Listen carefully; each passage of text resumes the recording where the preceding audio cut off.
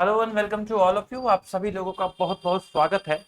नया टॉपिक है आज का अकाउंटिंग स्टैंडर्ड 11। बहुत ही छोटा टॉपिक है, एक ही क्लास में खत्म कर देंगे। कॉन्सेप्ट और क्वेश्चन सब एक ही क्लास में खत्म कर देंगे। इसमें ऐसा कुछ है नहीं कि हम 2 क्लास से 3 क्लास से लगाएं। फटाफट से कॉन्सेप्ट की तरफ बढ़ते हैं।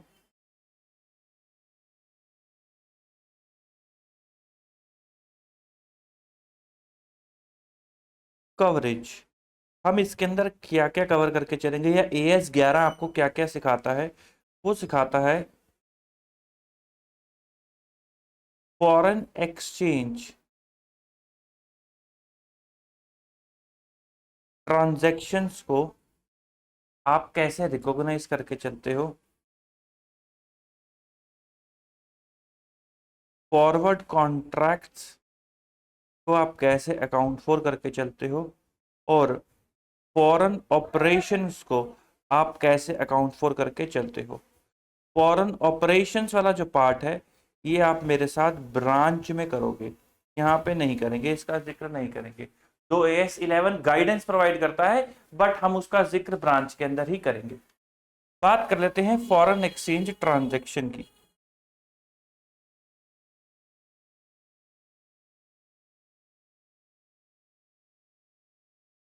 तो फॉरेन एक्सचेंज ट्रांजैक्शन का मतलब क्या हो गया सर? फॉरेन एक्सचेंज ट्रांजैक्शन का मतलब हो गया मेरे दोस्त कि आपने लोन लिया, यूएस के अंदर लोन लिया, ऑस्ट्रेलिया के डॉलर में लोन लिया, कनेडियन डॉलर में लोन लिया, एसेट खरीदी यूएस डॉलर में। वहां जॉन बैठा है, जॉन को माल बेचा है, अब उससे पैसे लेने हैं। तो वो सब ट्रांजेक्शन्स फॉरेन एक्सचेंज ट्रांजेक्शन्स के अंदर कवर होती हैं। बोले तो any transaction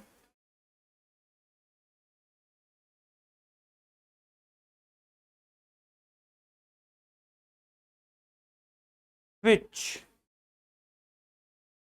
is not which is entered in currency other than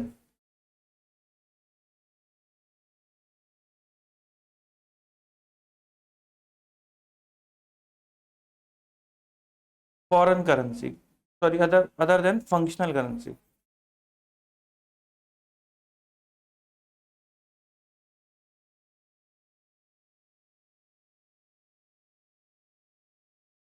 functional currency को क्या होती है सर? तो फंक्शनल करेंसी का मतलब होता है currency of country in which entity operate, sales goods oblique services, purchases assets, incur liability, etcetera. तो भाई साहब, फंक्शनल करेंसी क्या होती है? उस कंट्री की करेंसी जिसके अंदर आप काम कर रहे हो। भाई इंडियन कंपनी इंडिया के अंदर काम कर रही है, तो इंडियन करेंसी रुपी उसकी फंक्शनल करेंसी हो गई। रुपी से बाहर वो कोई भी ट्रांजेक्शन करेगी तो वो फॉरेन एक्सचेंज ट्रांजेक्शन के अंदर आ जाएगी। उसके साथ AS11 को डील करना पड़ेगा, या फिर उसको AS11 के साथ जाके बात करनी पड़ेगी कि भाई आप क्या कहते हो। तो अब AS11 से ही पूछ लेते हैं कि वो क्या कहता है। तो AS11 कहता है इनिशियल रिकॉग्निशन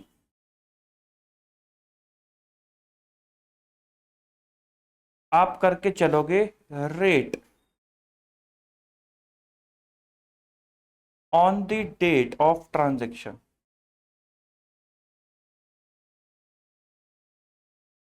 भाई जिस दिन आपने ट्रांजेक्शन करी, उस दिन जो फॉरेन एक्सचेंज का रेट था वो यूज करके चलो, क्या दिक्कत वाली बात है। भाई आपने 1 अप्रैल को ट्रांजेक्शन करी, जो 1 अप्रैल का रेट था वो यूज करो। आपने 5 को करी, जो 5 का था वो यूज करो। आपने 6 को करी, जो 6 का था वो करो। आपने 7 अप्रैल को करी, जो 7 अप्रैल का था रेट वो यूज करो। कोई दिक्कत वाली बात नहीं है। Note, average rate can also be used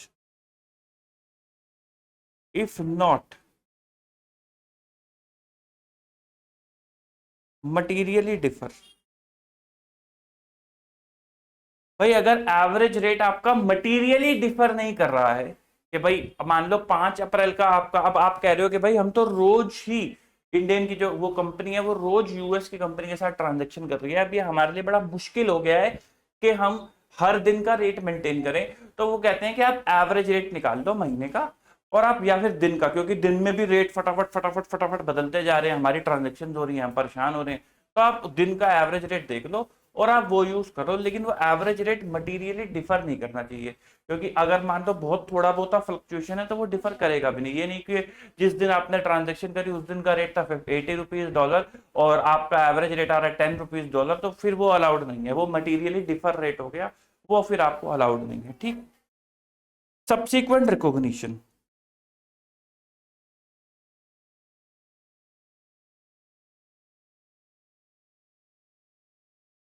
subsequent recognition का मतलब क्या हो गया? At each balance sheet date.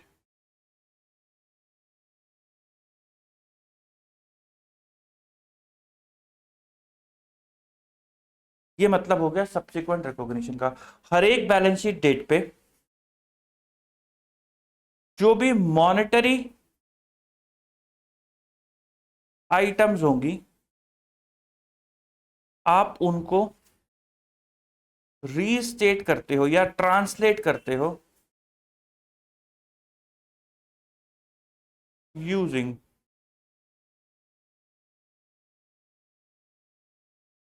Closing rate. Closing rate मतलब बैलेंस शीट डेट का रेट। जो भी नॉन मॉनेटरी आइटम्स होंगी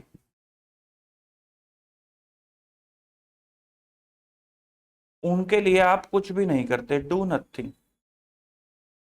इसको कहा जाता है हिस्टोरिकल कॉस्ट पे वो दिखती हैं।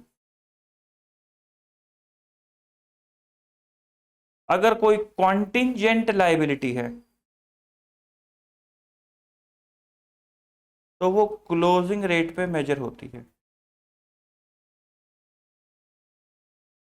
अगर कोई एसेट रीवैल्यूएशन पे है, एसेट रीवैल्यूएशन पे है, तो rate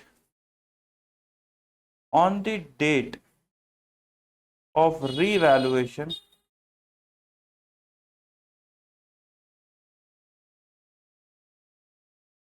shall be used। Rate on the date of revaluation shall be used। मैं जरा कुछ पेजेस इंसर्ट कर लूं।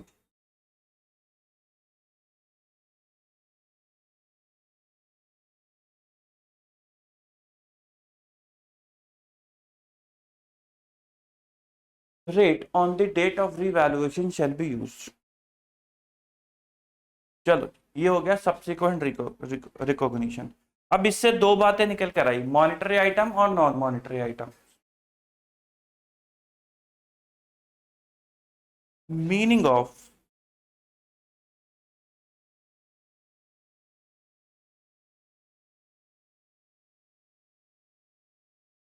मॉनेटरी आइटम्स एंड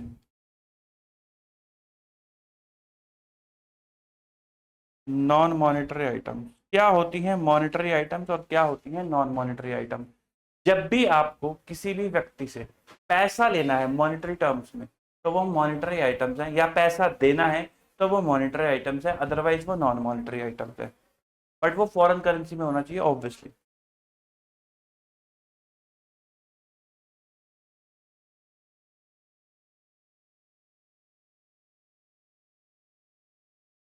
ऐसे लिखो।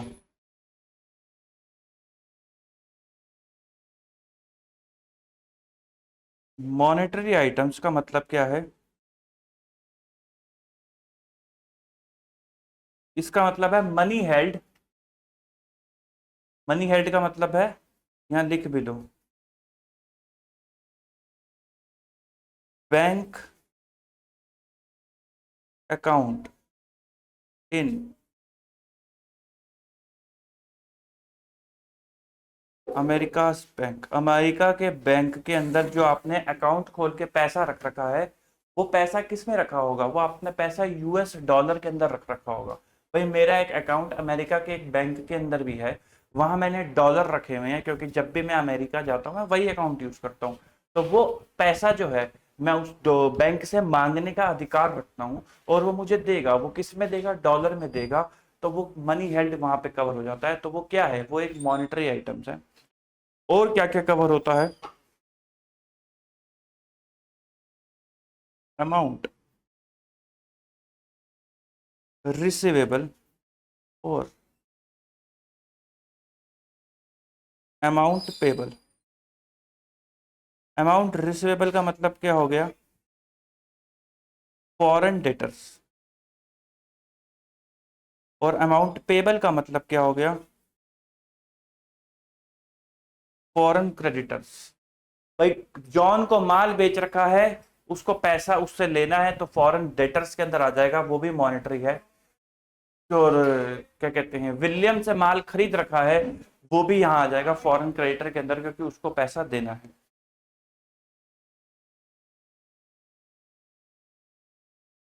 These amounts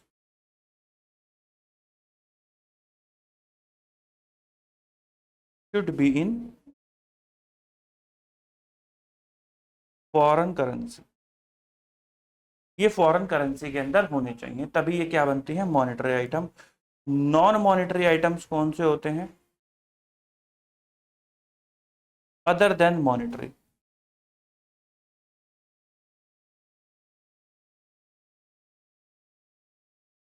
example,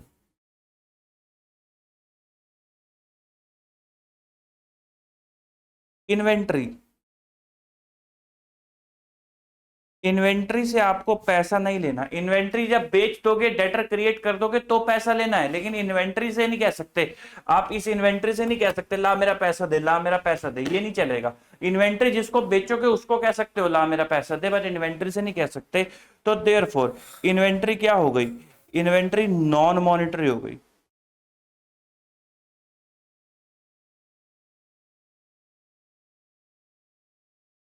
investment in equity shares. Investment in equity share, आपने एक कंपनी के इक्विटी शेयर्स के अंदर इन्वेस्टमेंट कर रखी है। आप कंपनी से पैसा वापस नहीं मांग सकते, this is the nature of equity. तो this is not amount receivable. आपने इन्वेस्टमेंट कर रखी है, तो this is not amount receivable. तो देयरफॉर ये क्या हो गया? ये नॉन मॉनिटरी हो गया।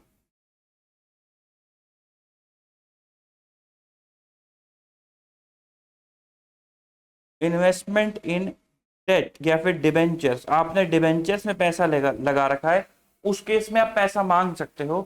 तो ये क्या हो गया? ये मॉनिटरी हो गया। प्रॉपर्टी प्लांट इक्विपमेंट क्या हो गया? ये नॉन मॉनिटरी हो गया। ठीक है। उसके बाद advance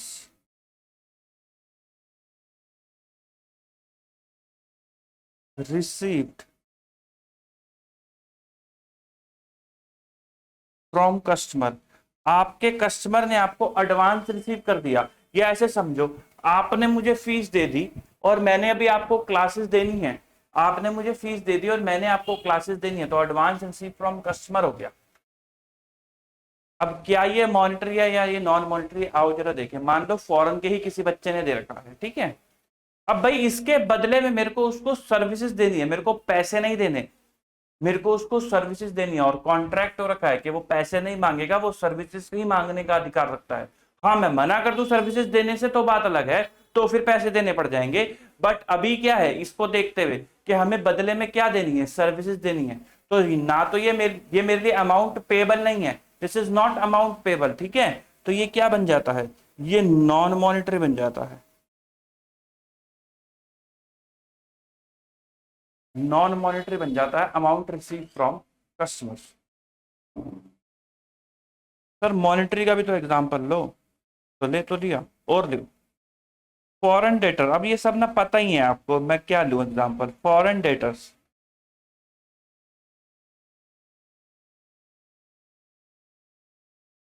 monetary. Foreign creditors, monetary, और बताओ, money held in SBI Delhi. Delhi के एसबीआई के अंदर पैसा रखा हुआ है, तो वो क्या है सर? वो नॉन मॉनेटरी है, क्योंकि वो फॉरेन करेंसी के अंदर नहीं है। Money held in SBI USA, SBI की एक ब्रांच यूएसए के अंदर भी है, उसके अंदर रखा हुआ है सर, वो मॉनेटरी है, क्योंकि वो अमाउंट इन फॉरेन करेंसी है। मैं रीजंस भी लिख दूं? हाँ सर, रीजंस भी लिख दो। रीजन, इन्वेंटरी नॉट रिसीवेबल और payable, investment in equity share not receivable और payable, investment in debenture receivable, PP not receivable और payable, amount receive from customer not receivable और payable, foreign debtor receivable plus foreign currency receivable plus foreign currency, ये भी foreign currency में होना चाहिए, assumption चल रही है, ठीक है भाई? ये मत बोल देना sir investment in debenture foreign currency नहीं है, तो मैं ऐसा कुछ नहीं बोल रहा, ठीक है? फॉरेन ऑन डेटर, तो receivable plus foreign currency, money held in SBI not foreign currency, और money held in foreign currency.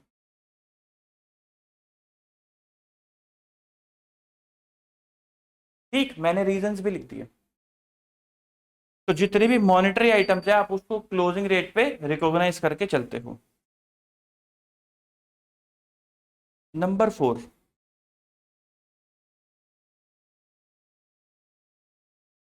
Treatment of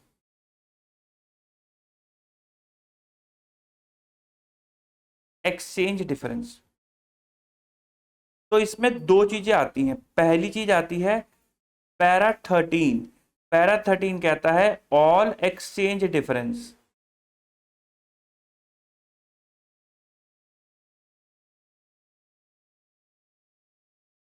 कहां जाएंगे? प्रॉफिट एंड लॉस अकाउंट के अंदर। फिर आती है पैरा 46 और 46A, ये बोलता है कि एक्सचेंज डिफरेंस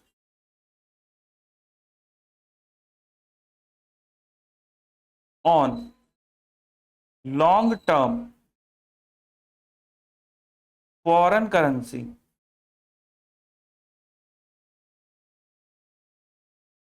मॉनेटरी आइटम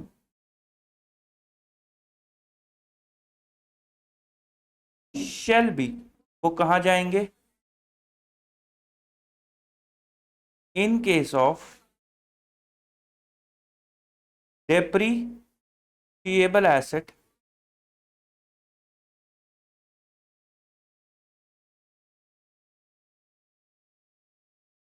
तो exchange gain reduce from asset,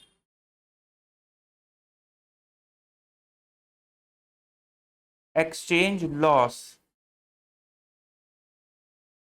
added to asset. In any other case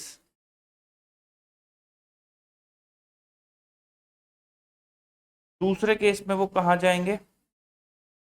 वो जाएंगे फॉरेन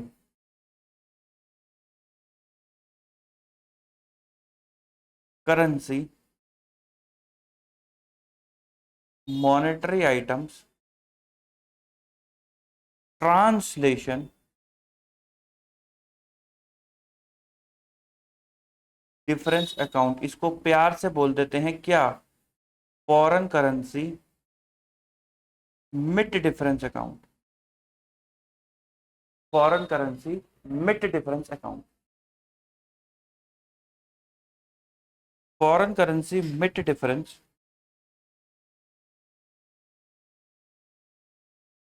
shall be amortized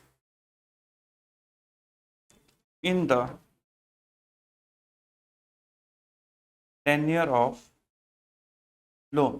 तो लोन के 10 ईयर में वो अमोटाइज होता है। Foreign currency mid difference account, इसके पीछे पूरी स्टोरी है। आज से कई साल पहले शेयर मार्केट कोलैप्स हुई थी, उसकी वजह से ये सब डिफरेंसेस है। इसके पीछे कोई लॉजिक नहीं है। अगर कोई ढूंढे इसके पीछे का लॉजिक, या आपको बेवकूफ बनाना चाहे और आपको देना चाहे लॉजिक के, देखो एक बच्चे ने मुझे लॉजिक दे दिया, मैं एक बार YouTube पे लाइव सेशन ले रहा था, उसने इस चीज का लॉजिक दे दिया। उसने कहा क्योंकि मैं एसेट को यूज करता हूँ, फ्यूचर इकोनॉमिक बेनिफिट आते हैं, इस वजह से ये ऑप्शन दे रखा है कि हम एसेट की आने वाले एक्सचेंज डिफरेंसेस को एसेट के अंदर डाल सकते हैं। पता नहीं वो कहाँ से लॉजिक लेकर आया, बट अगर आपको कोई लॉजिक देना चाहे तो मेरी बात को ध्यान से सुन लो, इसके पीछे कोई भी लॉजिक नहीं है। There is no logic behind it. इसके पीछे पूरी एक स्टोरी है जो आज से कई साल पहले घटित हुई थी, जिसके अंदर फॉरेन जो मार्केट है, जो करेंसी मार्केट है, वो कोलैप्स हो गई थी, जिसकी वजह से कंपनी को घाटा होने लगा। कंपनियां गई एमसी के पास, मदद कर दो मदद कर दो, क्योंकि ये सारा घाटा पैरा 13 की वजह से प्रॉफिट एंड लॉस अकाउंट के अंदर जा रहा था। तो उन्होंने हाथ जोड़ दिया, भाई अब हमारा आप कुछ कर लो, वरना हमारा प्रॉफिट एंड लॉस अकाउंट लाल ही दिखेगा आपको हमेशा। तो फिर उन्होंने ये ऑप्शन निकाला पैरा 46 और 46A। पहले उस 46 के अंदर एक टाइम लिमिट थी कि इतने टाइम तक के डिफरेंसेस जाएंगे, लेकिन फिर आपको पता ही है भारतीय लोग तो भारतीय होते हैं, एक बार मजा मिला तो फिर अब तो चाहिए ही चाहिए, अब तो चाहिए ही चाहिए। तो फिर वो 46A भी लेकर आए कि ठीक है भाई तुम डालो सारा का सारा और कैपिटलाइज कर दो। मजे की बात है इंडिया इसके अंदर ऐसा कुछ नहीं है, अगर ये लॉजिकली होता तो फिर ये आगे भी कैरी फॉरवर्ड होता, तो इसलिए उन्होंने उसको छोड़ दिया कि भाई अब ऐसा कुछ नहीं है। तो ठीक, तो ये एक पुरानी स्टोरी है जो जिसको हम पढ़ते हैं, इसलिए नॉट दैट रेलिवेंट, बट ठीक है एग्जाम में पूछी जा सकती है, AS 11 का पार्ट है। अच्छा,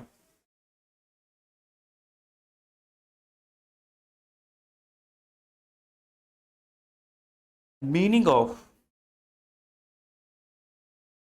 लॉन्ग टर्म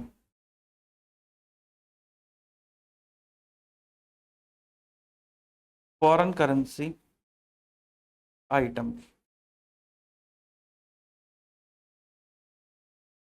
इसका सिंपल मीनिंग होता है कि नंबर एक, एक तो वो मॉनेटरी होनी चाहिए,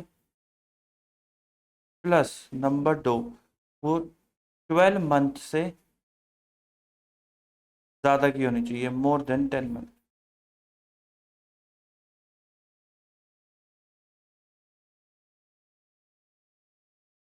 एग्जाम्पल, फॉरेन लोन, यही इकलौता एग्जाम्पल है फॉरेन लोन। इसके अलावा और कोई एग्जाम्पल नहीं है, क्योंकि इन्हीं की वजह से ये पैरा इंट्रोड्यूस हुआ। भाई उन कंपनियों के पास फॉरेन के लोन थे, तो अब मार्केट कोलैप्स होगी, एक्सचेंज फॉरेन लोन को, क्योंकि पेबल है, मॉनेटरी आइटम है, ट्रांसलेट करा बैलेंस शीट डेट पे, पैरा 13 लगा, पीएनएल में चला गया। तो फिर इसी की वजह से आया था पैरा 46 और 46 है, इसलिए फॉरेन लोन ही इसके अंदर कवर होता है। अब अगर आपने लोन लोन लेके एसेट परचेस कर रखी है, तो वो कहते हैं लोन पे आने वाला एक्सचेंज डिफरेंस कहाँ डाल दो, एसेट के अंदर डाल दो, और डेप्रिशिएट हो जाएगी एसेट, तो वो जो एक्सचेंज गेन लॉस है वो धीरे धीरे प्रॉफिट एंड लॉस अकाउंट के अंदर चला जाएगा। लेकिन अगर आपने लोन लेके एसेट नहीं ले रखी, तो प्रॉफिट एंड लॉस अकाउंट में ना डाल के कहां डाल दो, foreign currency mid difference account के अंदर डाल दो। उससे क्या होगा foreign currency mid difference account से, कि भाई वो पीएनएल में नहीं जाएगा और वो धीरे धीरे प्रॉफिट एंड लॉस अकाउंट में अमोटाइज होता रहेगा। यही नोट मैंने आपको लिखा है कि आपको अमोटाइज भी उसको करना होता है। एक एग्जांपल कर लेते हैं, उससे थोड़ी क्लैरिटी हो जाएगी। Example, A limited took a loan dollar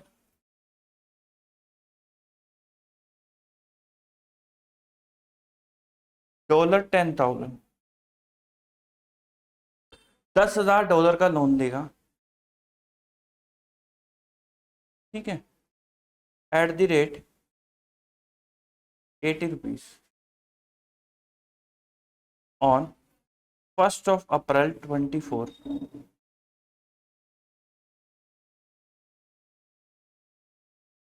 loan tenure is 5 years।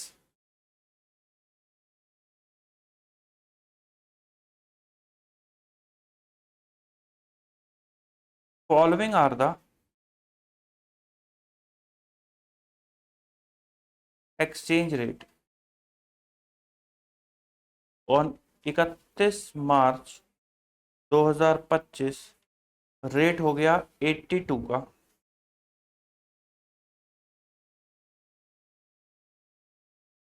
Generalized if case number A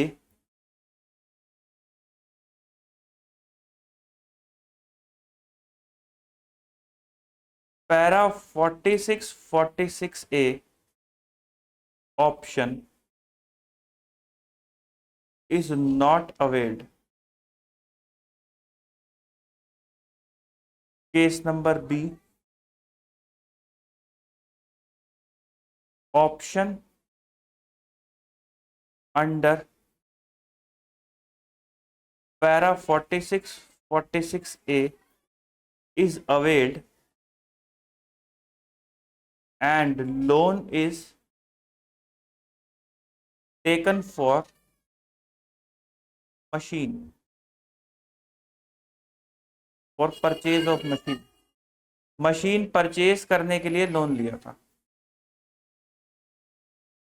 number C, option under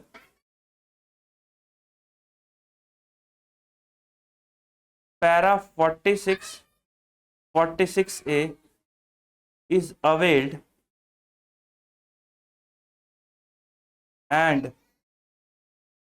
loan is not taken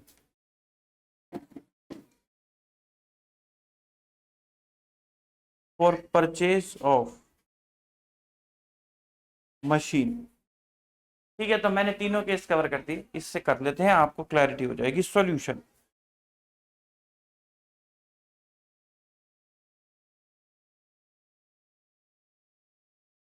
case number 1, case number 2, case number 3. 1 April 2024 को entry डालेंगे. Bank account debit to foreign loan. कितने का? 10,000 into 80, 8 lakh रुपए.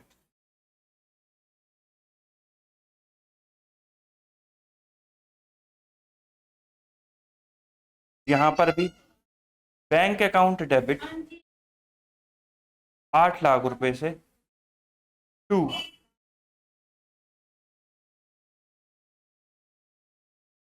Foreign loan 8 lakh रुपए. Bank debit 8 lakh रुपए से to foreign loan 8 lakh रुपए से. ठीक. पिंक.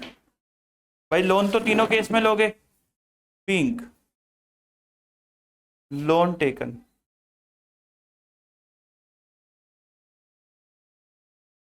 Pink loan taken.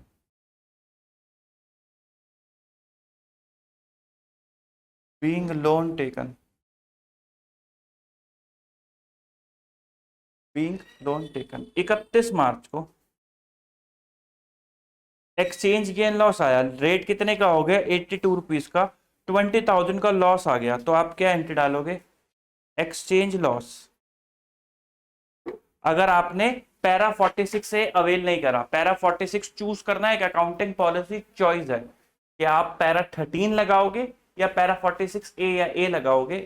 तो वो एक अकाउंटिंग पॉलिसी चॉइस है. अगर आपने अकाउंटिंग पॉलिसी रखी है पैरा 13 लगाने की, यानी कि ऑप्शन अंडर पैरा 46 से चूज नहीं करा, तो आप एक्सचेंज लॉस को कहां लेके जाओगे? तो हम सर उसको प्रॉफिट एंड लॉस अकाउंट के अंदर लेके जाएंगे. टू फॉरेन लोन 20,000 और यहां पर एक्सचेंज लॉस तो यहां पर भी होगा 20,000 का. और to foreign loan 20,000, exchange loss 20,000 to foreign loan 20,000. Being exchange loss incurred, being exchange loss incurred. और यही सेम यहां आ जाएगी. फिर 31 मार्च को ही एंट्री क्या होगी? Profit and loss account debit 20,000 to exchange loss 20,000. क्योंकि ये लॉस आप कहां लेके जाओगे? प्रॉफिट एंड लॉस अकाउंट के अंदर. दूसरे केस के अंदर आप कहाँ लेके जाओगे, आप प्रॉपर्टी प्लांट इक्विपमेंट में यानी कि मशीन के अंदर लेके जाओगे, या मशीन ही लिख देते हैं, आप लेके जाओगे मशीन के अंदर 20,000 टू एक्सचेंज लॉस 20,000। और तीसरे केस के अंदर आप कहाँ लेके जाओगे, foreign currency mid difference account में to exchange loss 20,000।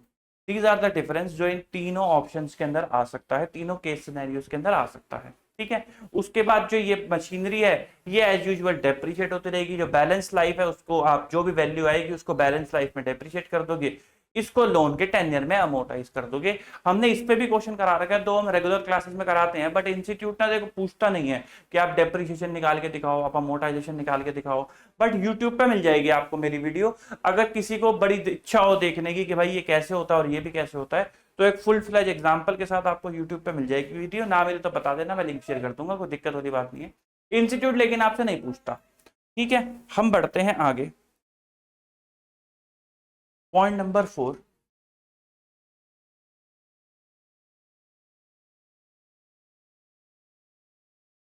Forward contract.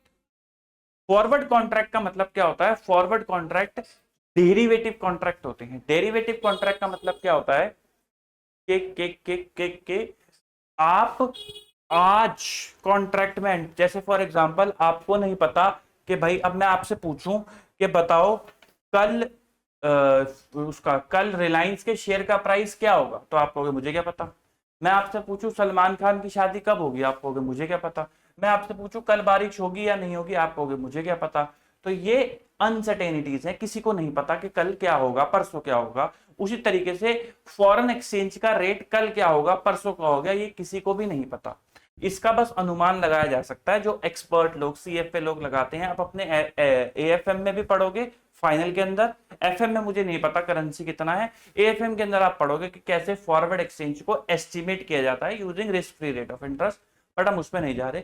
The point is कि आपको नहीं पता कि कल का रेट क्या होगा, लेकिन मान लो आपको डॉलर आने हैं किसी उससे विलियम से आपको पैसा आना है $10,000 का। अब आपको टेंशन लगी हुई है कि भाई ये $10,000 देगा, मैंने जो सेल करी थी 80 रुपए के हिसाब से करी थी, 8 लाख रुपए के हिसाब से करी थी। अगर कल को जब ये 3 महीने बाद डॉलर देगा, $10,000 वापस करेगा, अगर तब भारत और पाकिस्तान का युद्ध चल रहा हुआ और करेंसी नीचे हुई और 60 रुपए का रेट हुआ, तो मेरे को तो 2 लाख की चपत लग गई ना।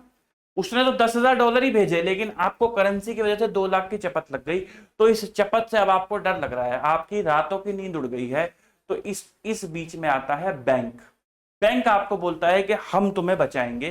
बैंक क्या बोलता है, बैंक कहता है आओ चलो मिल के क्या करते हैं, फॉरवर्ड कॉन्ट्रैक्ट एंटर करते हैं। तो बैंक आपके साथ एक फॉरवर्ड कॉन्ट्रैक्ट एंटर करता है और कहता है कि 3 महीने बाद तुम हमारे पास आना एक बैग में डॉलर लेके, क्योंकि वो तो डॉलर देगा आपको, और हम तुम्हें वो जो डॉलर है उसके बदले 75 के हिसाब से पैसे दे देंगे। बताओ मंजूर है या नहीं। अब आपको लग रहा था भाई 60 से तो बढ़िया ही है, 75 फिक्स कर लेते हैं, कोई दिक्कत वाली बात नहीं है, 7.5 लाख रुपए उठा लेते हैं, 50,000 का घाटा ही तो हो रहा है। तो आपने कहा कि हाँ चलो मुझे मंजूर है 75 का रेट, कोई दिक्कत वाली बात नहीं है। तो बैंक ने भी आपको कहा कि ठीक है 75 का रेट मंजूर है, तो बहुत बढ़िया बात है। फिर उसके बाद आपने कॉन्ट्रैक्ट में एंटर कर लिया फॉरवर्ड कॉन्ट्रैक्ट, वही ये फॉरवर्ड कॉन्ट्रैक्ट होता है। ठीक, तो forward contract, these are the contracts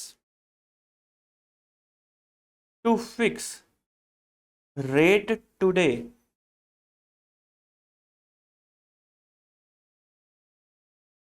and for which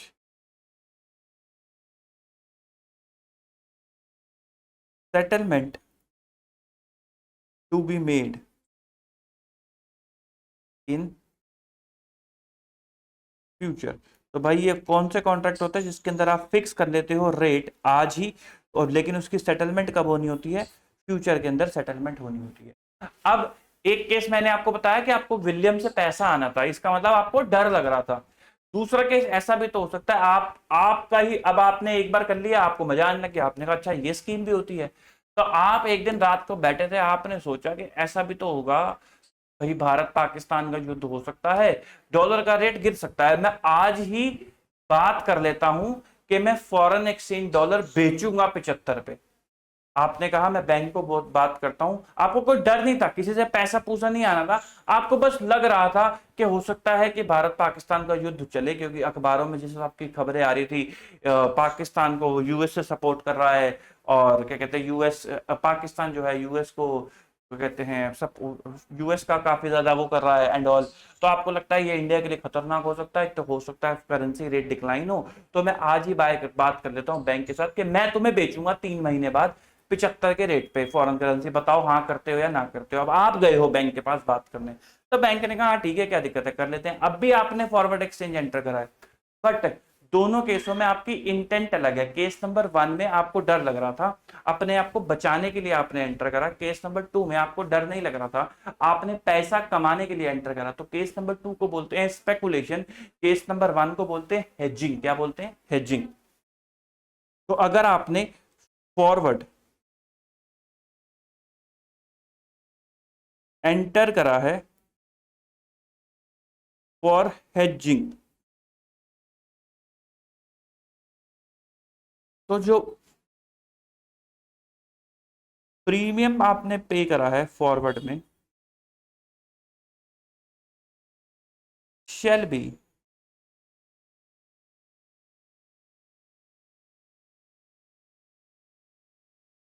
amortise in the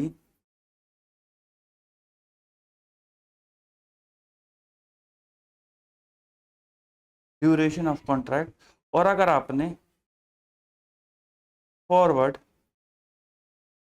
enter करा है for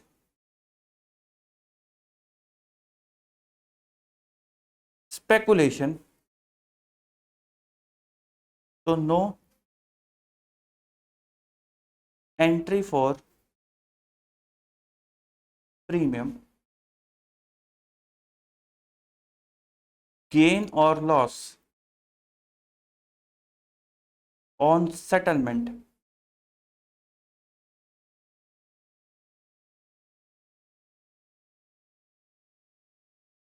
shall be transferred to profit and loss, shall be transferred to profit and loss account.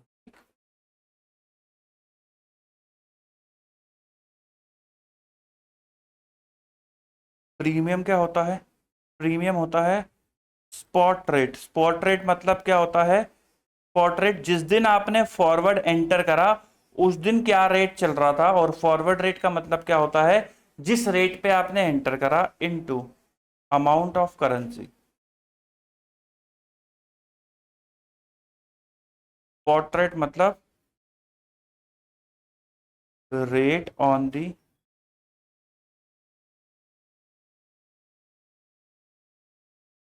Date of contract, और forward rate का मतलब क्या होता है? Forward rate होता है रेट ऑफ कॉन्ट्रैक्ट। ठीक है, तो इन दोनों का डिफरेंस इनटू फॉरेन करेंसी। भाई आपने एंटर करा 75 पे और उस दिन रेट था 80, तो 5 इंटू आपने $10,000 के लिए एंटर करा था, 50,000 रुपीज क्या हो गया आपका प्रीमियम। तो प्रीमियम आप अगर आपने हेजिंग के लिए करा है तो जितनी भी ड्यूरेशन का कॉन्ट्रैक्ट था, हमने 3 महीने लिया था, तो 50,000 डिवाइड बाय 3, 16,666 रुपए हर महीने आप अमोर्टाइज करते जाओगे। और अगर स्पेकुलेशन पर्पज से करा था तो 50,000 का आप कुछ नहीं करोगे, जब आप सेटल कराओगे, आपने 75 पे बेचने का कॉन्ट्रैक्ट करा था, लेट से उस टाइम पे जो रेट था सेलिंग प्राइस का वो कम स्पॉट रेट, जिस जब आपने सेटल करा तब उस टाइम पे रेट जो आया वो आया 80 रुपीज का, लेकिन आपको 75 पे बेचना पड़ा, तो 50,000 का लॉस हो गया। तो जो 50,000 का लॉस हुआ वो कहाँ डाल दोगे? प्रॉफिट एंड लॉस अकाउंट के अंदर डाल दोगे। एज सिंपल एज दैट, इसके अंदर और कुछ भी नहीं पूछा जाता। पहले कभी जनरल एंट्रियां पूछी जाती थी बहुत पहले, बट वो अब नहीं पूछी जाती, तो मुझे नहीं लगता कि उसमें हमें टाइम लगाने की जरूरत है। यहाँ पे हमारे कॉन्सेप्ट कवर होते हैं, बट यूट्यूब पे आपको मेरी एक वीडियो मिल जाएगी, अगर किसी को जनरल एंट्रीज भी सीखनी हो तो यूट्यूब पे मिल जाएगी, कोई दिक्कत वाली बात नहीं है। उसके अंदर हमने जनरल एंट्रीज भी समझी है कि फॉरवर्ड कॉन्ट्रैक्ट की कैसे होती है। ठीक, तो सीधा बढ़ सकते हैं अब हम मेरे ख्याल से सवालों की तरफ। लेकिन सवालों पे बढ़ने से पहले एक बार जरा कर लेते हैं क्या, नोट से रूबरू।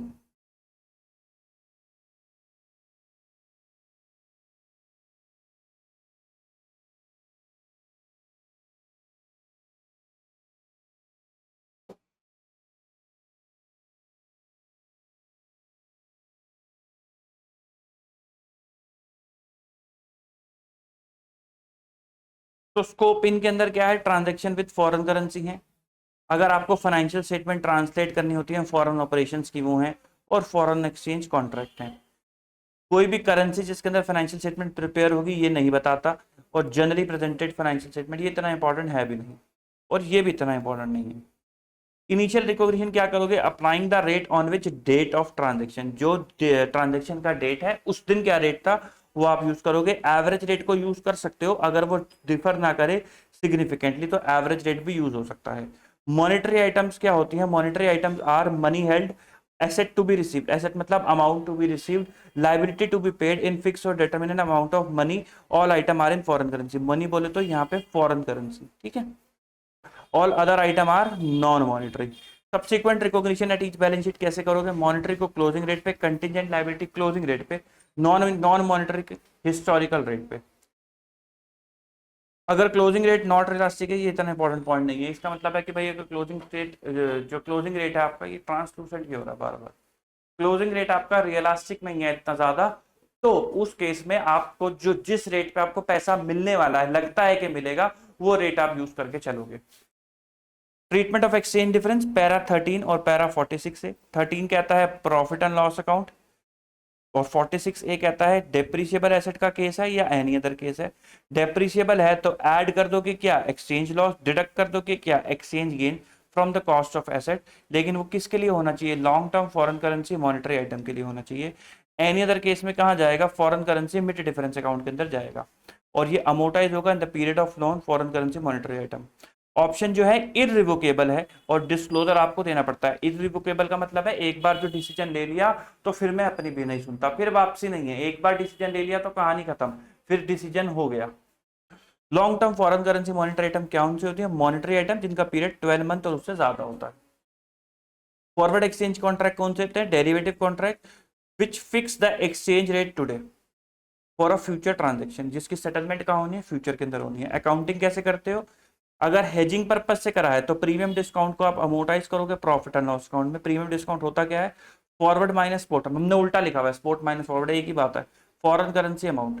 स्पेकुलेशन है तो प्रीमियम डिस्काउंट को इग्नोर कर दोगे, ईच बैलेंस शीट पे फॉरवर्ड कॉन्ट्रैक्ट को रीवैल्यू किया जाता है, forward rate minus balance sheet date. ये भी पूछता नहीं है इंस्टीट्यूट, भाई हर एक बैलेंस शीट पे आपको रिवैल्यूएशन करना होता है, वो सीधा सेटलमेंट के बारे में पूछता है, और उसको डिफरेंस को आपको पीएनएल के अंदर चार्ज करना होता है। On settlement rate difference shall be charge to profit and loss account. Foreign operation उसके अंदर करेंगे, क्या कहते हैं, ब्रांच के अंदर। बाकी चैप्टर ही खत्म होता है, अब बढ़ सकते हैं हम सवालों की तरफ।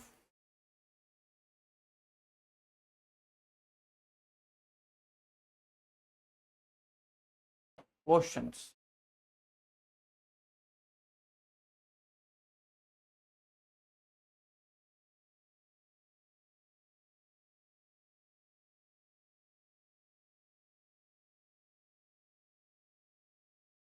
Question number 1,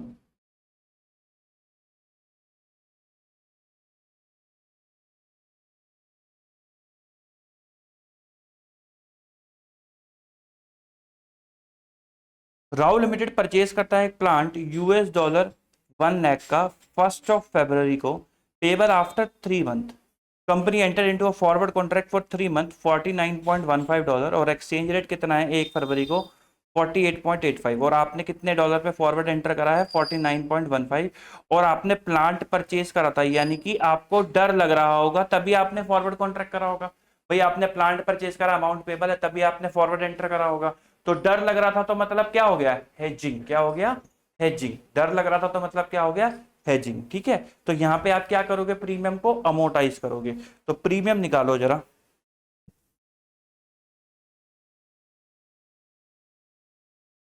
calculation of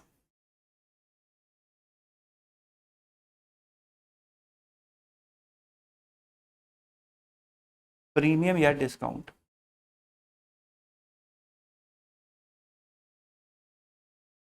premium is equal to spot rate minus forward rate into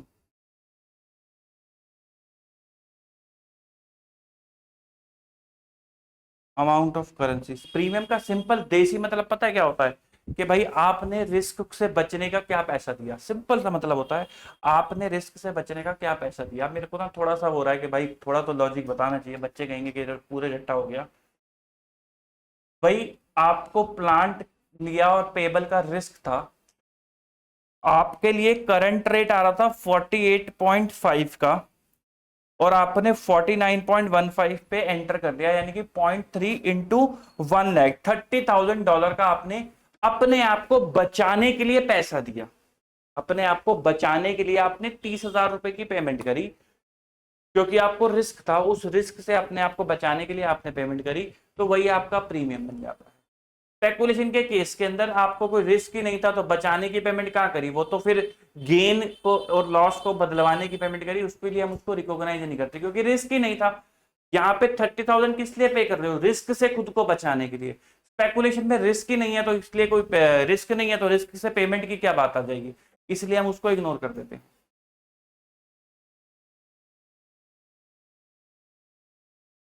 spot rate 48.85। Actually ना पता है क्या होता है, मन बड़ा करता है कि सब चीजें ऐसी कॉन्सेप्चुअली डिस्कस करके करी जाएं, लेकिन फिर फास्ट ट्रैक बैच इतना बड़ा हो जाएगा कि आप लोग उसको अपने ड्यूरेशन में देख नहीं पाओगे, क्योंकि हम क्या अज्यूम करके चलते हैं कि भाई बच्चा पढ़ा हुआ आ रहा होगा, उसको कॉन्सेप्ट चीजें पता है, उसको बस एक वॉक थ्रू देना है। जहां जहां पे दिक्कतें लगती हैं कि हाँ यहाँ पे वो फंसता है, यहाँ पे वो फंसता है, उसको इन डेप्थ करा के उसकी कॉन्सेप्ट क्लैरिटी देके फिर सवालों की तरफ लेके जाना है, ताकि वो फटाफट से अपनी क्लासेस को खत्म करके दूसरे सब्जेक्ट पे फोकस करे एंड अपना एग्जामिनेशन की तैयारी करे। रेगुलर बैच के अंदर क्या होता है कि भाई पता है कि बिल्कुल स्क्रैच से शुरू करना है और टाइम भी होता है, यहाँ पे टाइम नहीं होता, दो टाइम के बीच में अब तो वैसे भी 2 महीने रह गए हैं। तो 48.5 और फॉरवर्ड रेट क्या है 49.15 into 1 lakh, 48.85 minus 49.15 into 1 lakh, ये आ गया $30,000। सॉरी डॉलर थोड़ा ना आएगा, रुपीज ही तो आएगा,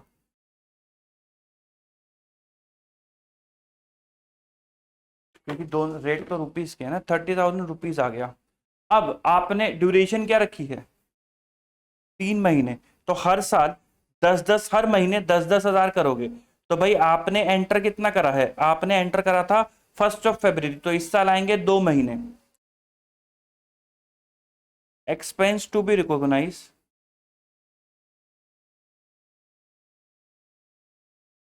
इन करंट ईयर, 30,000 को अमोटाइज करना है 3 महीने में इंटू 2, तो 20,000।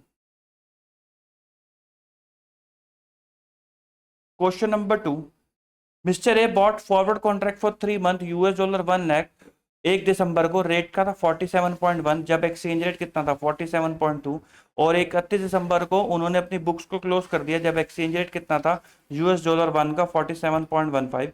31 जनवरी को उसने सेल कर दिया 47.18 पे। अब उसको कोई एक्सपोजर नहीं गिवन, उसने कोई प्लांट नहीं खरीदा, ना उसको पैसा लेना था ना देना था, तो ये क्या हो गया, ये हो गया स्पेकुलेशन। देखो लिखा भी हुआ है, since the forward contract was for speculation purpose, premium on contract, the difference between spot and contract rate will not be recorded in the books. Only when the contract is sold, the difference between contracted and sale rate will be recorded in the profit and loss account.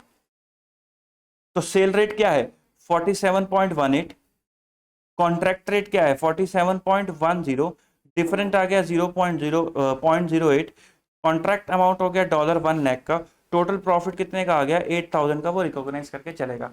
इसलिए मैंने आपको कहा था कि institute ना यहां पर इसकी भी एंट्री नहीं करवाता आपसे, बट ये होता है, बट इंस्टीट्यूट नहीं करवाता, तो आप इसको भी काट देना। इंस्टीट्यूट सिर्फ आपसे ये करवाता है कि भाई सेटलमेंट में जो गेन लॉस हुआ वो बता दो। क्वेश्चन नंबर 2 के बाद question number 3, AXE limited purchase करता है fix assets costing 5 lakh on 1 जनवरी 2018 एक अमेरिकन कंपनी से, messrs M&M limited. Amount was payable after 6 month, 6 महीने के बाद अमाउंट पेबल है। Company enter into a forward contract on 1 January 2018 for 5 month $62.5। ठीक है, तो भाई फिक्स एसेट्स खरीदी जनवरी को अमेरिकन कंपनी से, 6 महीने बाद देना है। कंपनी ने फॉरवर्ड कॉन्ट्रैक्ट एंटर कर लिया 1 जनवरी को 5 महीने के लिए 62.5 पर डॉलर। एक्सचेंज रेट कितने थे जनवरी में 60 और मार्च में हो गया 63। आपको बताना है कि कैसे profit and loss on forward contract recognise होगा इन द बुक्स ऑफ। अब उसको एक्सपोजर था, अगर देखोगे तो उसको एक्सपोजर था। Question number 3,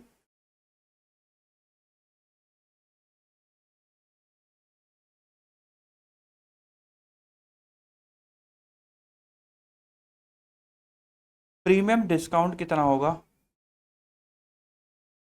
spot rate minus forward rate into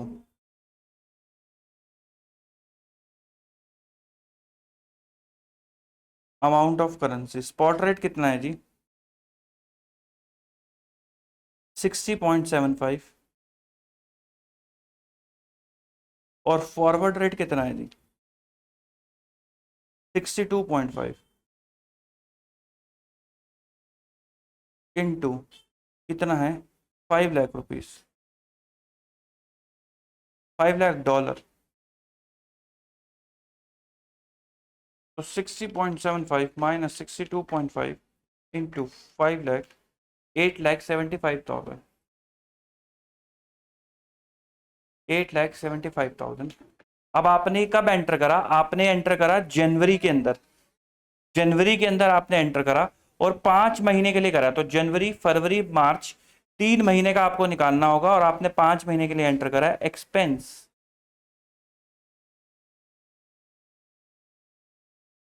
two be recognise. अब 8,75,000 को मैं 5 से डिवाइड करूंगा क्योंकि प्रीमियम जो फॉरवर्ड कॉन्ट्रैक्ट है उसकी ड्यूरेशन लेनी है, इंटू 3। तो 5,25,000 आप पी एंड एल के अंदर रिकॉग्नाइज करके चलोगे। 5,25,000। सर 5 से क्यों करा, क्योंकि कॉन्ट्रैक्ट ड्यूरेशन 5 महीने की है। आपको पैसा 6 महीने बाद देना लेना है वो बात अलग है, हमने हमने उसकी बात नहीं करनी। हमने जो कॉन्ट्रैक्ट एंटर करा है वो 5 महीने का है और उस कॉन्ट्रैक्ट को एंटर क्यों किया गया है, रिस्क से बचने के लिए। और रिस्क से बचने के लिए पैसे कितना दिया है, 8,75,000। तो उसको 5 महीने में बांटेंगे, ठीक है, उसको 5 महीने में बांटेंगे। Question number 5, power track limited purchase करता है प्लांट $डॉलर 5 लाख का 31 अक्टूबर 2016 को, जो पेबल है आफ्टर 6 मंथ। कंपनी ने एंटर करा फॉरवर्ड कॉन्ट्रैक्ट फॉर 6 मंथ 64.25 पर डॉलर और 31 अक्टूबर 2016 एक्सचेंज रेट कितना था, 61.5 पर डॉलर। आओ जरा,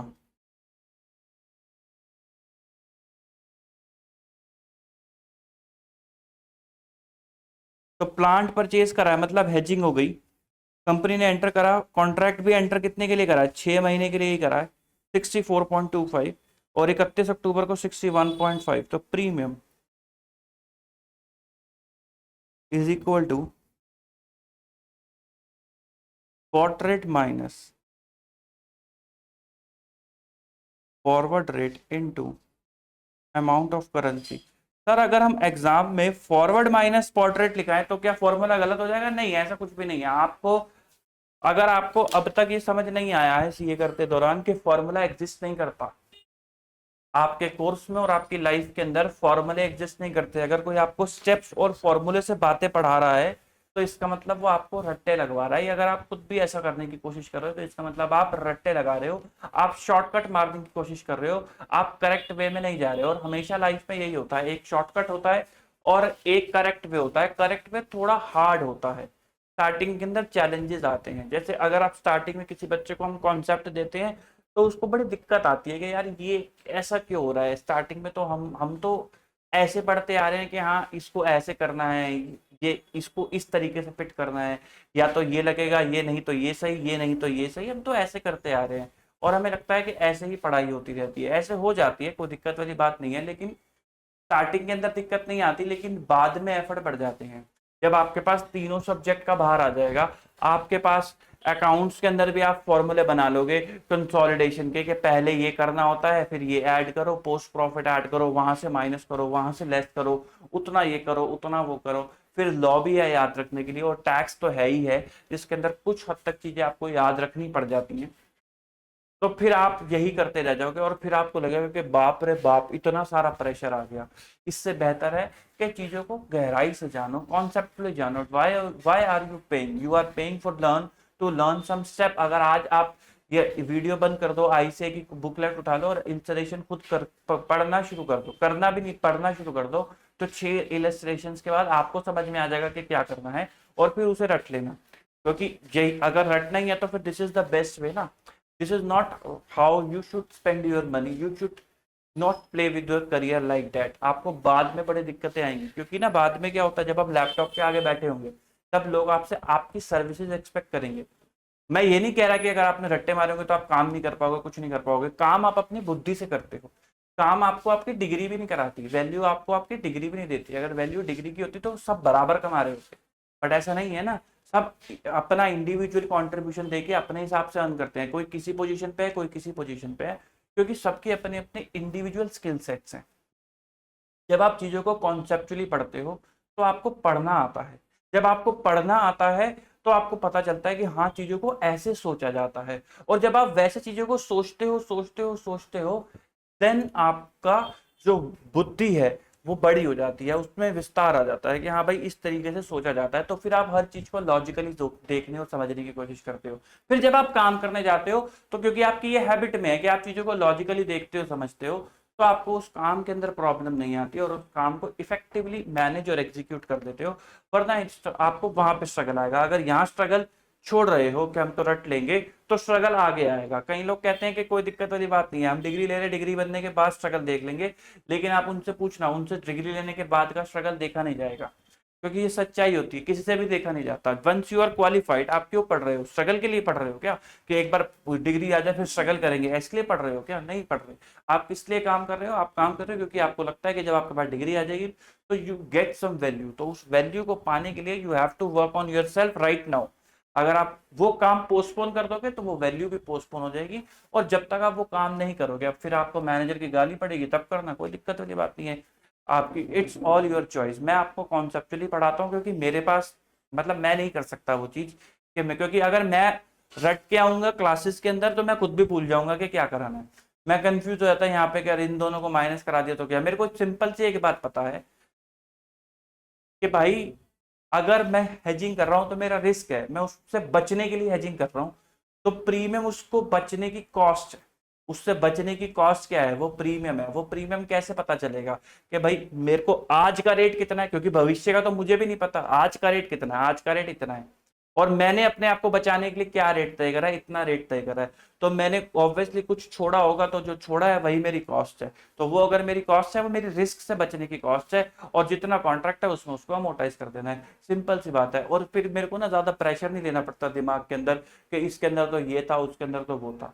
तो this is how you should study. हमने भी सीए में आके सीखा कि पढ़ाई कैसे होती है। हम भी पहले रट्टे ही मारते थे, लेकिन पढ़ाई सीए में आके समझा कि भाई एक्चुअल पढ़ाई का मतलब क्या होता है। Anyway, question number 5, spot rate.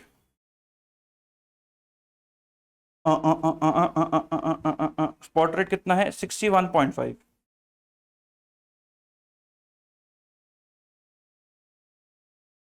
Forward rate कितना है?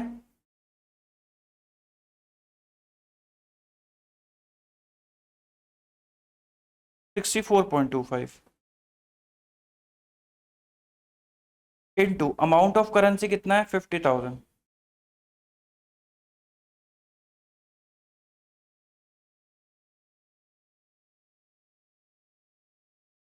तो 1,37,500 का प्रीमियम है। 1,37,500 का प्रीमियम है। 6 महीने का कॉन्ट्रैक्ट है। अक्टूबर में आपने एंटर करा है, 31 मार्च को बुक्स क्लोज होती हैं। तो अक्टूबर के बाद क्या आएगा? नवंबर, दिसंबर, जनवरी, फरवरी, मार्च, 5 महीने का खर्चा आपका जाएगा प्रॉफिट एंड लॉस अकाउंट में। तो एक्सपेंस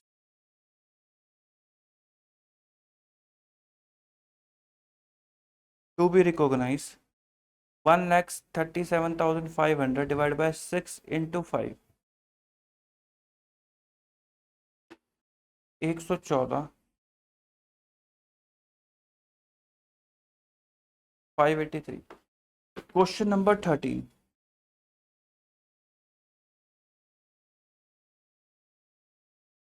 गुड्स परचेज करे 1 जनवरी को $, 15,000 के, रेट था 75 का।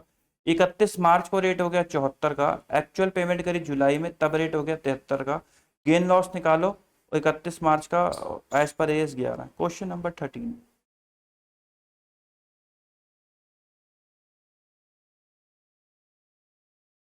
जर्नल एंट्री पास कर लेते हैं। 1 जनवरी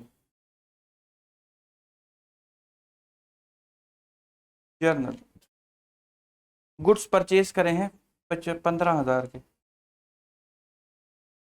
तो purchases account debit 2,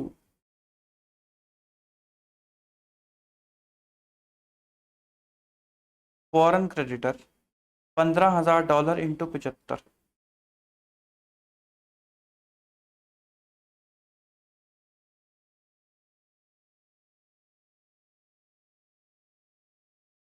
$15,000 into 75, 11,25,000।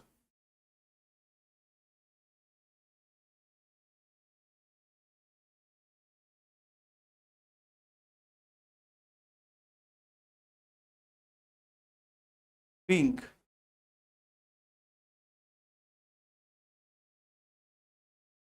Goods purchase. Number 2, exchange rate March में हो गया 74 का। ऐसे सोचो, कई बार ना बच्चों को ये भी दिक्कत आती है, सर हम ना एक्सचेंज गेन लिखे लॉस लिखे कंफ्यूज हो जाते हैं।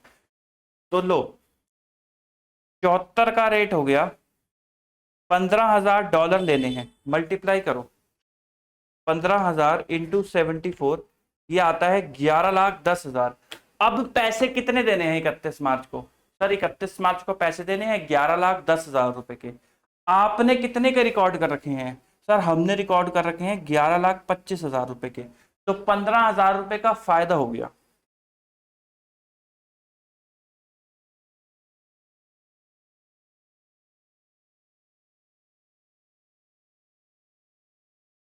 Foreign creditors 15,000 to exchange gain 15,000 being gain loss booked. फिर exchange gain debit 15,000 to profit and loss account 15,000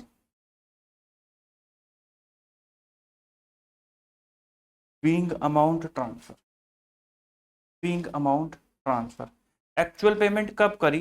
73 को, 7 जुलाई को जब आपने पेमेंट करी।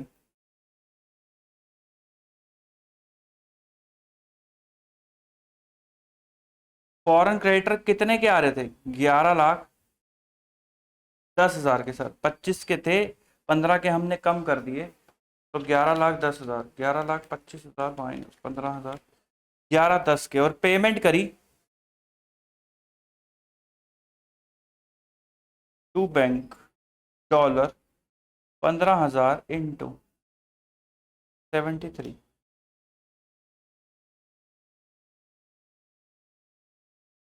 10,95,000 रुपए की। तो 2 exchange gain 15,000 being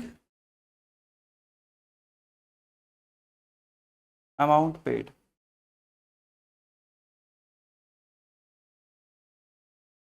exchange gain 2 profit and loss 15,000।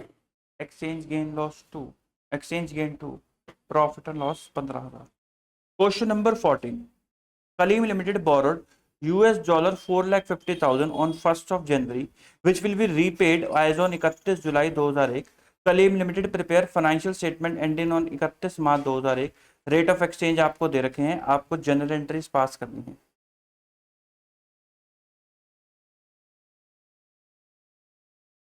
Question number 14।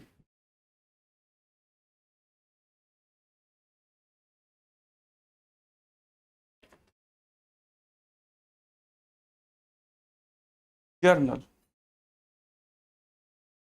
1 जनवरी 01 में बैंक अकाउंट डेबिट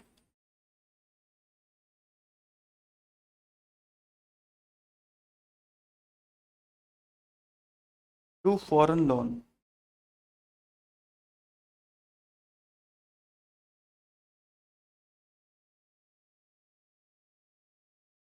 इस दिन रेट था 48 का।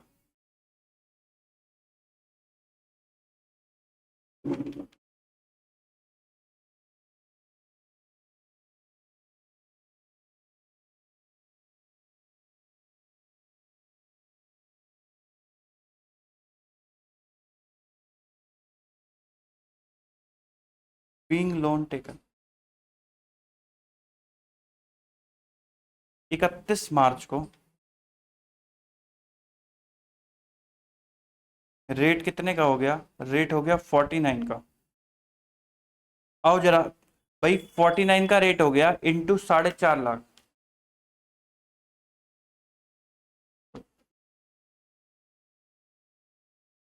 तो 22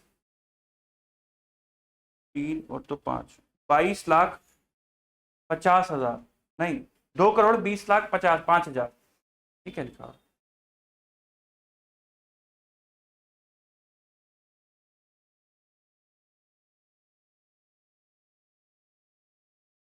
2,20,50,000 और आपने कितने पे बुक कर रखा है? 2,16,00,000 पे। तो आपको क्या हो गया? लॉस।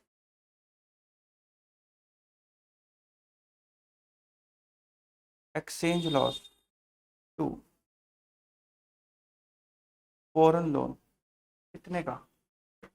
माइनस 216,00,000, 4.5 लाख रुपए।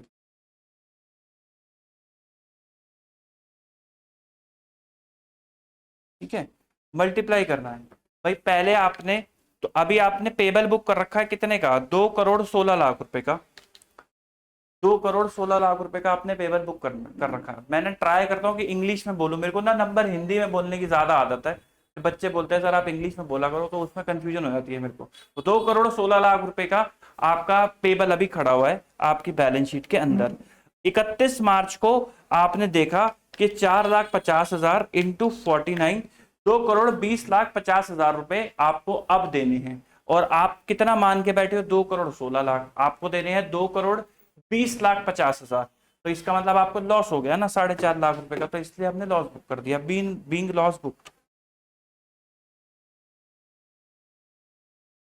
अरे बाप रे, फिर हिंदी में बोल दिया। तो 2,16,00,000 रुपीज आपको देने थे, अब आपको 2,20,50,000 देने हैं, तो 4,50,000 का आपको लॉस हो गया।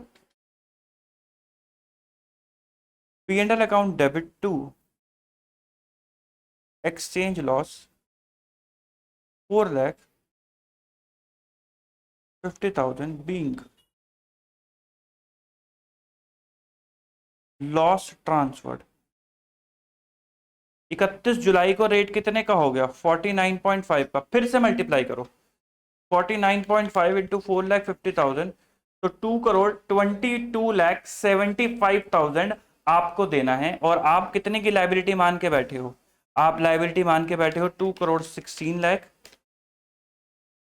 प्लस 4,50,000, 2,22,00,000। आपको फिर से लॉस हो गया कितने का? 31 जुलाई।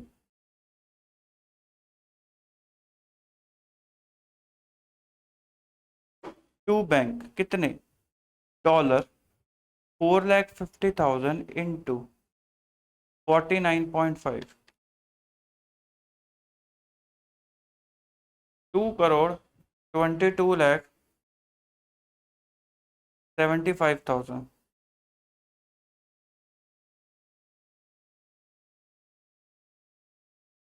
Foreign loan 216,00,000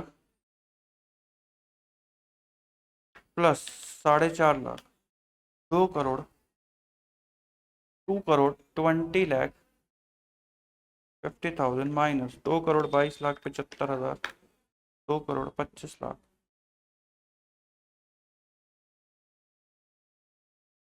2,25,000 exchange loss,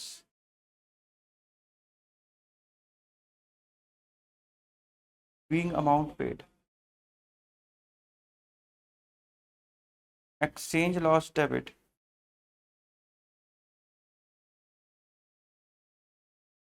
sorry उल्टी एंट्री कर दी, P&L account debit 2,25,000,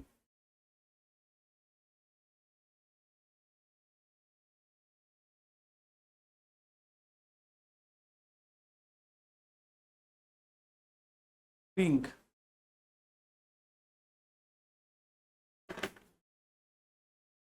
amount transfer, being amount transfer. Question number 16, A Limited purchased fixed assets costing rupees 3,000 lakh on 1st of January. On the same day was fully financed by a foreign currency loan dollar payable in 3 annual equal installment. ठीक है जी। Exchange rate of were 40 and 42 on 1st of January and 31 December. First installment was paid on 31 December and the entire difference of foreign exchange loan has been capitalized. तो जितना भी foreign difference है उसको उन्होंने capitalise कर दिया। क्यों? Para 46 और 46A की वजह से।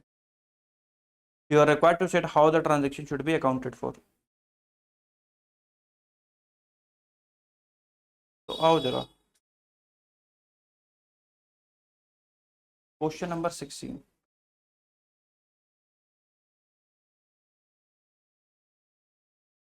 अमाउंट ऑफ लोन 3,000, इस दिन रेट कितना था 40 का। सर अब आप डिवाइड क्यों कर रहे हो? क्योंकि ये रुपीज है, हर बार हमको क्या मिलता था? डॉलर मिलता था। तो 3,000 डिवाइडेड बाय 40, तो 75 लाख डॉलर्स का आपने लोन लिया। कब? 1 जनवरी को। 31 दिसंबर को रेट हो गया 42.5। एक्सचेंज लॉस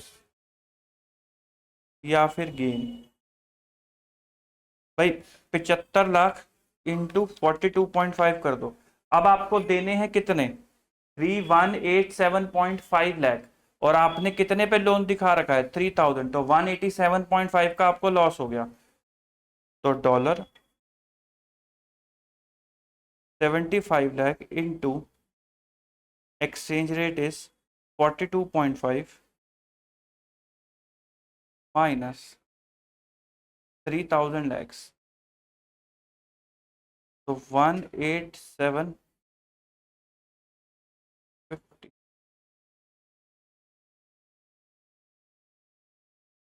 18750,000, ये आपको क्या हो गया? ये आपको लॉस हो गया। भाई पैरा 46 के हिसाब से कंपनी कैपिटलाइज कर सकती है, कोई दिक्कत वाली ऐसी बात नहीं है, तो इट इज अलाउड। तो उनकी जो ट्रीटमेंट है वो एकदम सही है। क्वेश्चन नंबर 17, एबीसी लिमिटेड बोरो करता है $5 lakh on 1st of January, जो रीपेड हुआ है ऑन 31st of July 2017 को। ABC limited prepare financial statement ending 31 March 2017। Rate of exchange between INR और डॉलर कितना दे रखा है? जनवरी मार्च। इसका आपको जनरल एंट्रीज पास करनी है। आओ जरा क्वेश्चन नंबर 17, जर्नल 1 जनवरी 2017 को आपने लोन लिया, bank account debit to foreign loan 68.5 और डॉलर 5 लाख। अब ये ना, सॉरी, 68.5 इंटू डॉलर 5 लाख, मैं सब इन लैक्स लिख रहा हूँ। 342.5, तो आपने लोन कितने लाख का लिया? 342.5, 342.5 being loan taken,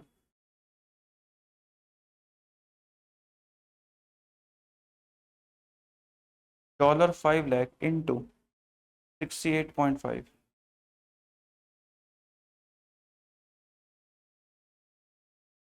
31 March 2017।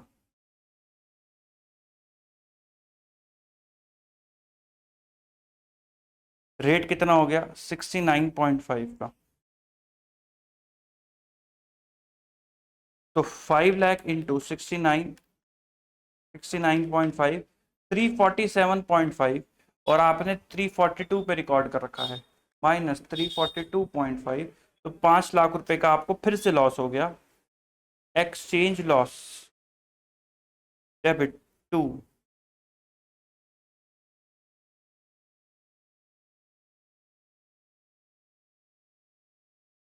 Pink, loss incurred, profit and loss account debit 5 lakh 2, exchange loss 5। Being amount transferred, 31 July को पेमेंट करी 70 रुपए के हिसाब से।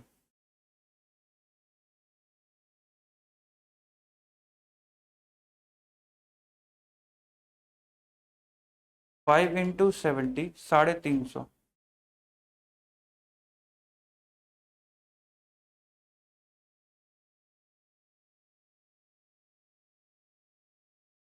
4 loan 69.5 into 5, 347.5।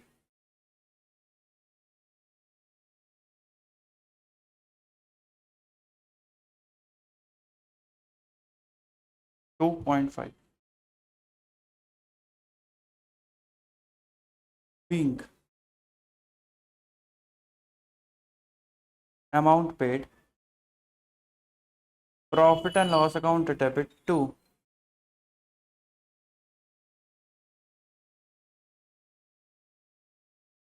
Exchange loss. Question number 17 done. Question number 20, we will be having a quick break, फिर उसके बाद बाकी के सवाल करेंगे। क्या एक छोटा सा ब्रेक लेते हैं, फिर उसके बाद सवाल करेंगे। चलिए जी, ब्रेक से अपन लोग आ गए हैं। हम कर रहे थे question number 20। Explain briefly the accounting treatment needed in the following cases as per AS 11 on 31 March 2020. Letter include amount due from Mr. S 9 lakh recorded at a prevailing exchange rate on the date of sale. जब rate कितना था 72, 31 March को rate कितना हो गया 73, और 1 April 2019 को rate था 72.5। Long term loan taken on 1st of April 2019 from US company amounting to rupees 75 lakh. 5 lakh was being repaid on 31 March 2019 at US dollar 170.50 के रेट पे। Interest being paid as and when debited by the US company. 31 March को rate हो गया 73, अप्रैल को था 72.5। तो अप्रैल का तो आपके लिए रेलेवेंट ही नहीं है साहब, आपके लिए तो 31 मार्च का रेलेवेंट है और रेट ऑफ ट्रांजेक्शन का। तो आओ जरा question number 20। Question number 20 part number 1। वो कह रहा है कि भाई डेटर्स बताओ, डेटर्स इन फॉरेन करेंसी कितने थे, रुपीज 9 लाख डिवाइडेड बाय, तब रेट कितना था 72 का। बताओ कितने डॉलर आ रहे हैं, 9 लाख डिवाइड बाय 72, 12,500 डॉलर आ रहे हैं डेटर्स के, यानी कि इतने के आपके डेटर्स होंगे ऑन 31 मार्च 20। एक्सचेंज डिफरेंस बताओ कितना होगा। भाई आपको 9 लाख रुपए लेने हैं और 31 मार्च को पता चले कि अब 9 लाख रुपए की बजाय आपको कितने लेने हैं, 9,18,750। तो इसका मतलब आपको गेन हो गया। तो आप क्या कहोगे, आप कहोगे क्या रेट है 73.5, 73.5 into 12,500 minus 9 lakh is equal to 9,18,750 का क्या आ गया, सॉरी 18,000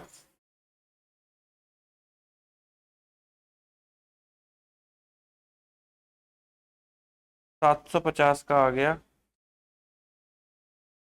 गेन। 18,750 का क्या आ गया gain.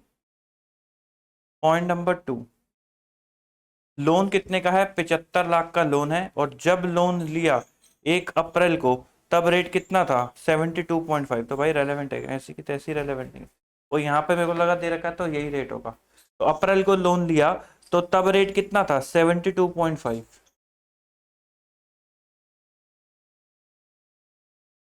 Loan amount in foreign currency 75 lakh rupees. 75 lakh divided bye 72.5। बताओ कितना आ रहा है?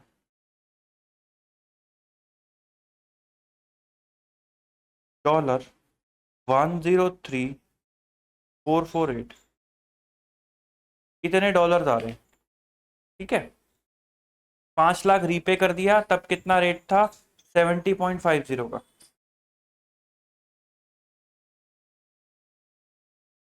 Repayment in dollar rupees 5 lakh divided bye 70.50। 5 lakh divided bye 70.50। 7092 $7092। आओ जरा लोन अकाउंट बना लेते हैं, थोड़ी समझने में आसानी हो जाएगी।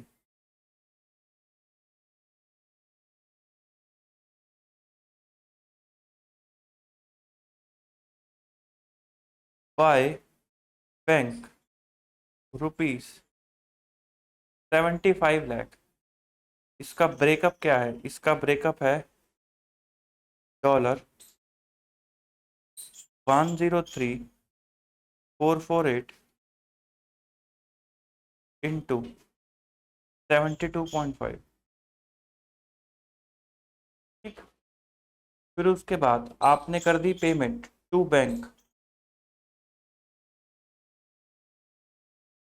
5 लाख रुपए से।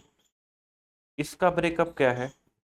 $7092 इंटू 70.50। ठीक, फिर उसके बाद आपके पास क्लोजिंग में बचेगा टू बैलेंस सीडी। आपके पास कितना लोन होना चाहिए? आपके पास लोन होना चाहिए 103,448 माइनस 7092। ये तो आपने पेमेंट कर दिया, into closing rate 73.5। 103,448 minus 7092 into 73.5, ये आता है ₹7082,166। जो डिफरेंस बचा वो क्या है? Exchange gain loss. 75 lakh minus 5 lakh minus 7082,166, 82 by profit and loss account exchange loss 82,166। इन्होंने ये गलत लिख रखा है। उन्होंने जो 5 लाख का गेन लॉस था वो 2 बार सेट ऑफ करा दिया, तो आंसर आपका 82,166 ही आएगा। ये सॉल्यूशन गलत है। ठीक है, लोन वाला रेफर मत करना। Question number 23। Question number 23। ABC limited a Indian company obtain करती है long term loan from W private limited a US company amounting to ₹30 lakh. उसको रिकॉर्ड करा 60 के हिसाब से। Taking exchange rate prevailing at date of transaction, the exchange rate on the balance sheet date was 31 March 2018 is 62। फिर trade receivable की बात कर रखी है 10 लाख रुपीज, रिकॉर्डेड है prevailing exchange rate 59, exchange rate on the balance sheet 62. You are required to calculate the amount of exchange difference. Also explain accounting treatment needed in the above two cases as per AS 11 in the books of ABC Limited. तो आपको एक तो explain भी करना है और treatment भी बताना है। तो आओ जरा question number 23।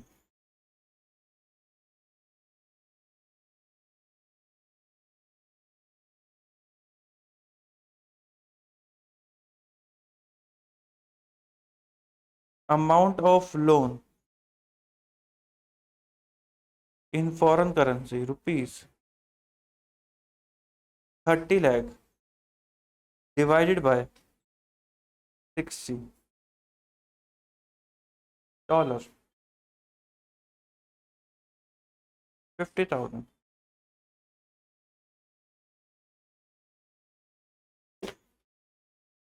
$50,000। Exchange rate on the balance sheet date कितना हो गया 62 और आपने लॉन्ग टर्म लोन ले रखा है। एक्सचेंज गेन और loss on balance sheet date, मैं ना इसलिए आपको जानबूझ के उससे नहीं करवा रहा कि डिफरेंस ऑफ रेट, क्योंकि बच्चे गेन लॉस में कंफ्यूज होते हैं। मैं आपको एक थॉट के रूप में करवा रहा हूं ताकि आपके ना दिमाग में जाए कि भाई कब गेन है कब लॉस है, उसका रट्टा ना लगाना पड़े। तो मेरे पे जो था लोन कितना था $50,000 का, एक्सचेंज रेट कितना हो गया 62। भाई साहब मुझे जरा एक बात बताओ, 50,000 इंटू 62, 31 लाख रुपीज आपको देने हैं और आपको लगता था इक्के 30 लाख देने हैं, तो 1 लाख का क्या हो गया घाटा। Dollar 50,000 into 62 minus 30 lakh, 1 lakh का क्या हो गया loss. Trade receivable amounting to rupees amount 10 lakh record कर रखा है, डेट ऑफ सेल 59 के हिसाब से, एक्सचेंज रेट हो गया 62। Amount of trade receivable in dollar कितना हो गया 10 लाख,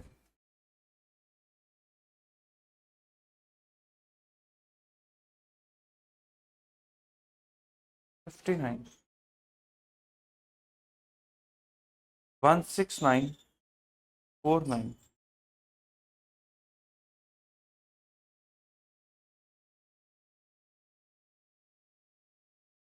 एक्सचेंज गेन लॉस, अब 1694962 के हिसाब से दोगे तो आपको लेने हैं, ट्रेड रिसीवेबल है ना, लेने हैं कितने 10,50,847, 10,50,000 ऐसे डॉलर 16,949 इंटू 62 माइनस 10 लाख, तो लेने हैं आपको 10,50,847 और आपने रिकॉर्ड कर रखे हैं 10 लाख पे, तो 50,847 एक्स्ट्रा लेने हैं, तो ₹50,000 ये आ गया ₹10,50,847 माइनस 10 लाख रुपीज,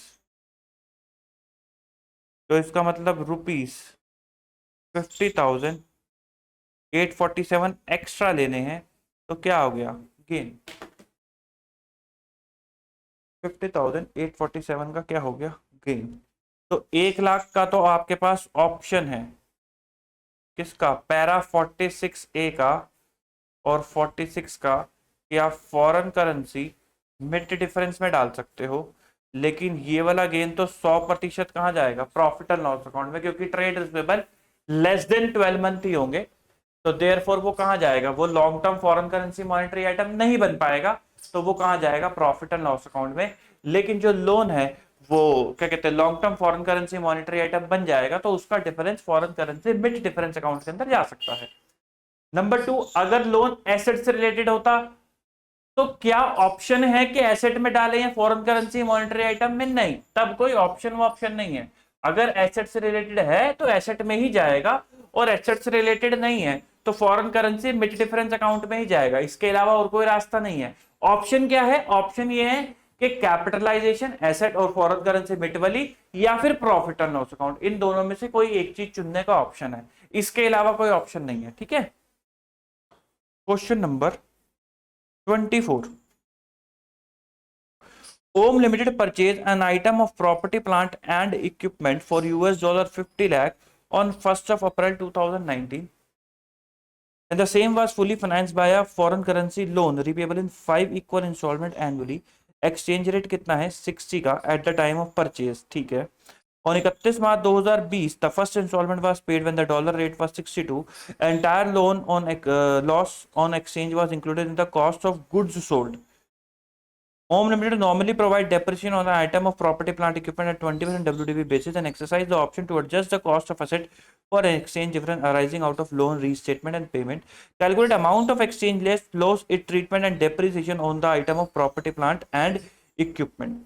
तो आओ जरा क्वेश्चन नंबर 24.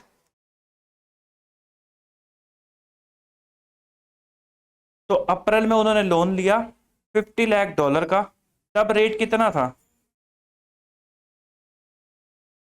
60. तो 1 April 2019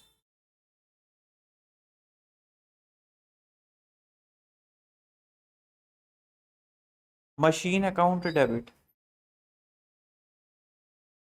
to foreign currency loan कितना? $50 लाख इनटू रेट था 60 का.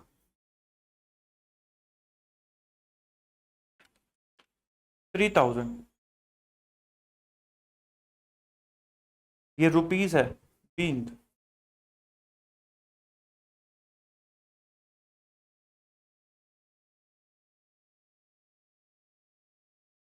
Machine purchase. फिर 31 मार्च को पहली इंस्टॉलमेंट जो थी वो हो गई 62 के हिसाब से पे. और 31 मार्च का 62 का ही रेट होगा. और आपको कैसे 5 इक्वल इंस्टॉलमेंट में पे करना था? तो 10 लाख डॉलर के हिसाब से आपको पे करना था. Foreign loan debit $10 lakh into 62 620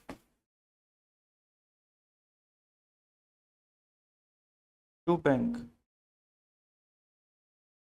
$10 lakh into 62 620 being loan repaid. फिर 31 मार्च को ही आपके पास कितना लोन बचा हुआ है जी? आपके पास बचा हुआ है $40 लाख का लोन. और रेट कितने का है? 62 का रेट है. तो 2480 पे आपका लोन होना चाहिए. और आपका करंट लोन अभी कितने पे है? 3000 माइनस 620 2380 माइनस 2480. तो 100 का आपको लॉस हो गया. पहले भाई एक्सचेंज लॉस निकाल लेते हैं. Exchange loss is equal to $40 lakh into 62 minus current में कितना है? 3000 माइनस 620. तो 40 इंटू 62 2480 माइनस 3000 इंटू माइनस 620 2380. तो रुपीस 100 का लॉस हो गया. Exchange loss debit to foreign loan 100 to foreign loan 100 being loss recognised. फिर ये एक्सचेंज लॉस कहाँ चला जाएगा? ये सर पीपीई में चला जाएगा. PPE debit 100. ये हमने क्या लिया है एक्चुअली में? पीपीई लिया है भाई. उसने पीपीई लिखा है. To exchange loss 100 being amount transfer. फिर उसके बाद डेप्रीसिएशन कितना लगेगा? Depreciation account debit to accumulated depreciation. तो साहब वो लगेगा. आपने पहले पीपी कितने का दिखाया था? आपने पहले दिखाया था ये मशीन की जगह पीपी कर लो भाई 3000. और फिर 100 का लॉस. तो 3000 प्लस 100 इसका 20%. 3100 का 20% 620. 620। 80 लाख कैसे आ रहा है?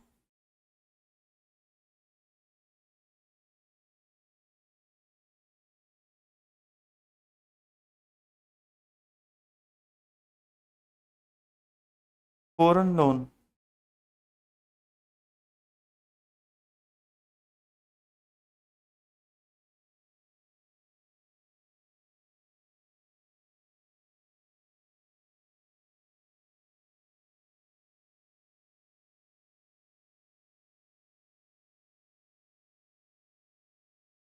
ये गलत है कुछ सॉल्यूशन। अच्छा, इन्होंने अलग अलग निकाला है। ये बोल रहे हैं कि 20 लाख on 31 मार्च 2020 जो है वो अलग से जाएगा, फिर बैलेंस 80 लाख डाला है और डेप्रिसिएशन 620। अब उन्होंने अलग अलग निकाला है, हमने एक ही निकाल दिया, इतना ही फर्क है। ठीक। एनीवे, तो दिस इज इट। यहाँ पे हमारे सवाल जो है AS11 के रिलेटेड सवाल जो है वो खत्म होते हैं। मैंने आपको कहा था सिंगल क्लास का टॉपिक है, खत्म हो जाएगा, कोई दिक्कत नहीं आएगी। तो मिलेंगे आपसे अगले टॉपिक के अंदर। अभी के लिए इतना ही। Good bye, tata, take care, bye bye.